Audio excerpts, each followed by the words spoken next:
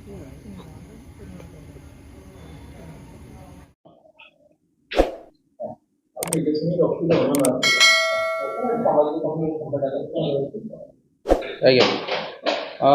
ଗତ 26/7/2027 ତାରିଖ ରାତି 10ଟା ବେଳେ ଆମର ଭୋଜପୁର ଥାନା ଅନ୍ତର୍ଗତ ବୁଗୁଡ଼ାକଟାର କମ୍ପ୍ଲେନାଣ୍ଟ ପ୍ରବୀର କୁମାର ନାଥ ସେ ଆସି ଅଭିଯୋଗ କଲେ ଯେ ଗତ 22 ତାରିଖ ରାତିରେ ତାଙ୍କର ମୋଟରସାଇକେଲ ହୋଣ୍ଡା ଡ୍ରିମ୍ ନ୍ୟू ମୋଟରସାଇକେଲ ଯାହାର ନମ୍ବର କି OD 11B 4631 ସେ ମୋଟରସାଇକେଲଟିକୁ ଘର ସାମ୍ନାରେ ପ୍ରତ୍ୟେକ ଦିନ ଭଳିଆ ଏଜ୍ ୟୁଜୁଆଲ ପାର୍କିଂ କରିଦେଇକିରି ଲକ୍ କରିଦେଇକିରି ସେ ଶୋଇବା ପାଇଁ ଗଲେ।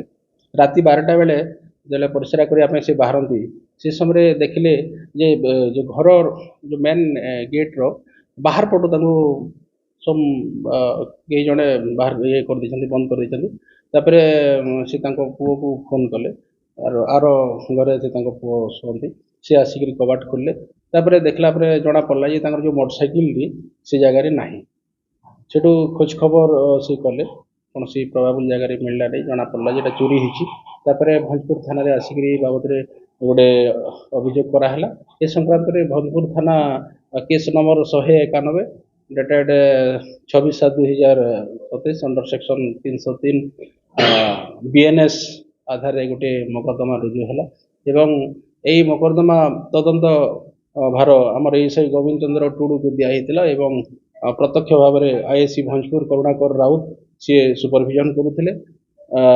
ଯାହାଫଳରେ କି ଆମେ ଖବର ପାଇଲୁ, ବିଶ୍ୱସ୍ତ ସୂତ୍ରରୁ ଖବର ପାଇଲୁ ଯେ ଟାଉନରେ କିଛି ପିଲା ସେ ଲୋଭନୀୟ ଆକର୍ଷଣ ଅଫର ଦେଖୁଛନ୍ତି ଆଉ କମ୍ ଦାମରେ ଆମେ ଗାଡ଼ି ଆମ ପାଖରେ ଅଛି ଆମ ପାଖରେ ଅଛି ତାକୁ ବିକ୍ରି କରିବା ପାଇଁ ଚାହୁଁଛୁ।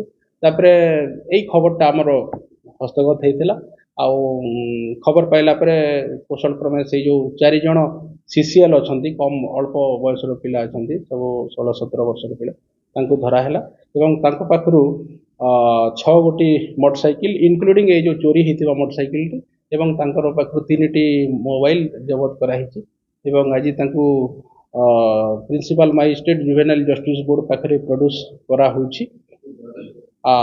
କେସ୍ ବର୍ତ୍ତମାନ ତଦନ୍ତାଧୀନ ଅଛି। ଆହୁରି ମଧ୍ୟ ଏଇ ଯେଉଁ 4 ଜଣ CCL ଯେଉଁ ଅଛନ୍ତି ବାରିପଦା ଟାଉନ ଥାନାର ଗୋଟେ କେସ୍ରେ ମଧ୍ୟ ସମ୍ପୃକ୍ତି ଥିବାର ଜଣାପଡ଼ୁଛି। ବର୍ତ୍ତମାନ କେସ୍ ତଦନ୍ତ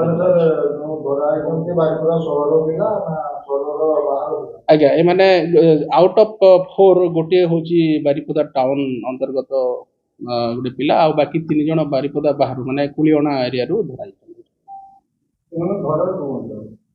ଆଜ୍ଞା ଘର ମାନେ କୁଳିଅଣା ଏରିଆର ନାଇଁ, ବର୍ତ୍ତମାନ ସୁଦ୍ଧା ଯାହା ଜଣାପଡ଼ୁଛି ବାରିପଦା ଟାଉନ ଥାନାର ଗୋଟେ କେସ୍ରେ ସେ ଇନଭଲ୍ଭ ଅଛନ୍ତି, ତଦନ୍ତ ଚାଲିଛି।